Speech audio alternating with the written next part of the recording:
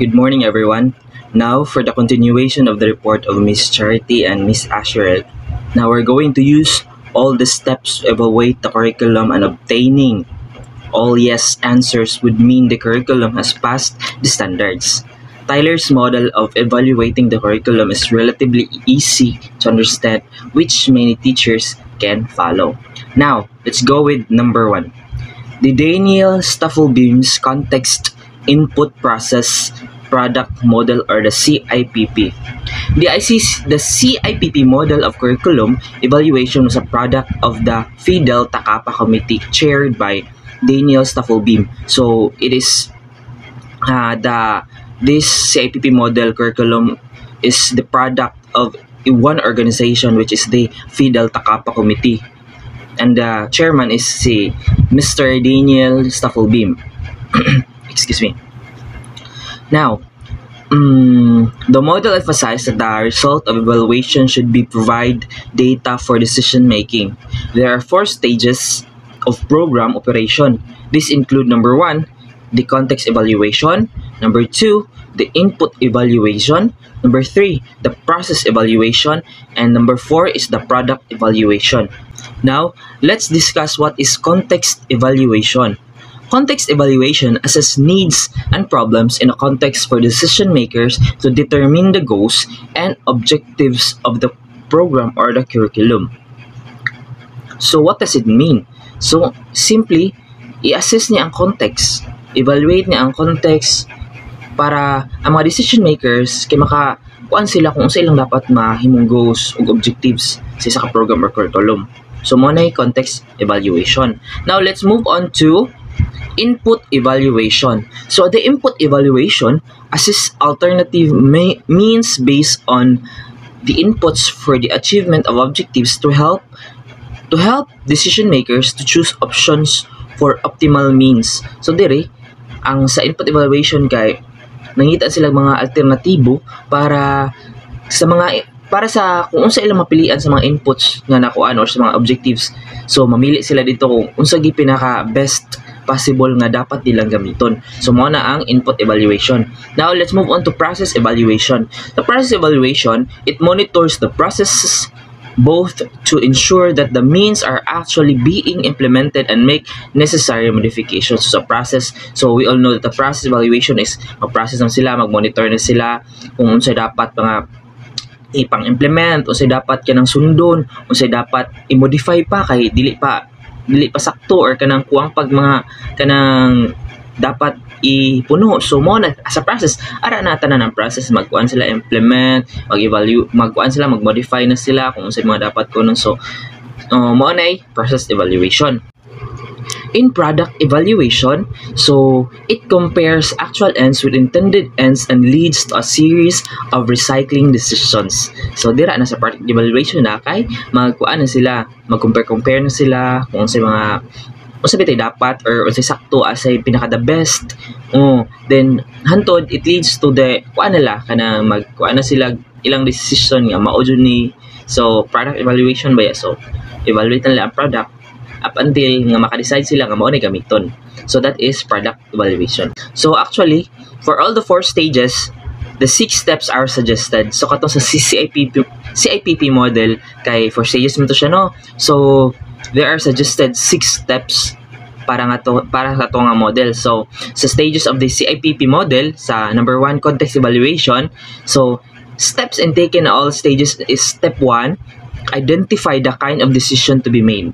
Di ba? I-identify sa ang decision ni dapat buhaton, dapat sundon. And step 2 is identify the kinds of data to make that decision. Na siya. Nya sa input evaluation, step 3, collect the data needed. Dapat i-collect yun ng data nga kinahanglan. Then step 4, establish the criteria to determine quality of data. Then for step 5, analyze the data based on the criteria. So analyze pa yun ang mga data. I-analyze pa na daan kung tugma ba siya sa criteria. Kaya if dili sila magkatugma sa criteria, then dili siya pwede. I-disqualify na siya nga data. So balik na po sa lain. Then kung unsay ilang pinaka the best nga napilian sumotoy, dapat nilang sundon. Step 6 is organize needed information needed for decision makers. So ari na. Organize sila mga kinahanglan nga impormasyon kung unsay pinaka the best para sa ilang data o unsa pinaka the best na data para ilang gamiton. Para makadesisyon na sila. So mga nay step 6 sa atong CIPP model, which is the context evaluation, input evaluation, process evaluation, and the product evaluation. So mga to siya. Now, let's move on to another model. This model is the stake response model. Stake response model is oriented more directly to program activities than program intense evaluation. Focuses more on the activities rather than intent or purposes. Alright, so according to Robert Stake, here comments the curriculum following steps to the curriculum evaluate. The curriculum evaluator follows the steps below. So these are the steps. Step 1, meets with stakeholders to identify their perspective and intentions regarding curriculum evaluation. So step 2, draws from step 1 documents to determine the scope of the evaluation. Step 3 is observes the curriculum closely to identify the unintended sense of implementation and any deviations from announced intents. And step 4, identify the stated real purposes of the program and the variations of audiences. And step 5, identifies the problems of the curriculum evaluation at hand and identifies an evaluation design with needed data. Step 6, select the means needed to collect data or information. Step 7, implements the data collection procedure. And step 8, organizes the information into themes. Decide with stakeholders the most appropriate formats for the report. So, step 9, last, may decide na dyan. May decide na dyan dapat ang mga stakeholders kung saan pinaka-appropriate ng format para sa report. 3, another model. So the Scriven consumer-oriented evaluation. So Michael Scriven in 1967 introduced the evaluation among many others when education products flooded the market. It consumes for educational often used consumer-oriented evaluation. These products are used products which are needed to support an implemented curriculum in schools which require a purchasing decision. These products include textbooks, modules, educational technology like softwares, and other instructional materials. Even teachers in school themselves nowadays write and produce these materials for their own purposes. Consumer-oriented evaluation uses criteria and checklist as a tool for either a formative or summative evaluation. In the steps in conducting a curriculum evaluation. Now, step 1. But nasa siya dapat i-consider ha. So, what to consider? So, steps. Step 1. Identifying primary audiences. So, what to consider? So, i-consider sad nga ang curriculum program sponsors, managers and administrators, school heads, participants, teachers and students, content specialists, and other stakeholders. So, mo ito'y dapat pang consider step 1. Step 2, identifying critical issues or problems. So, what to consider? So, outcomes. I-consider dapat ang outcomes, desired, intended, process of implementation, and resources or inputs. Mo na siya dapat i-consider sa step 2. Now, let's move on to step 3.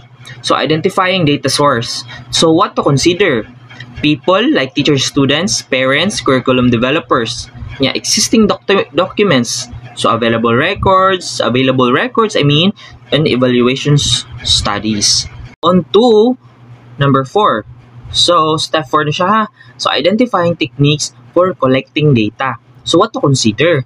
Standardized tests, informal tests, sample of students' work, interviews, participants' observations, checklist, o ang anecdotal records. Mo ni dapat i-consider sa identifying techniques for collecting data. Siyempre, mag-collect mo data. So, katong mga what to consider mo, ito dapat mo gamiton in order for you to collect data.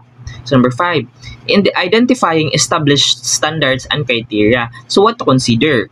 So, standards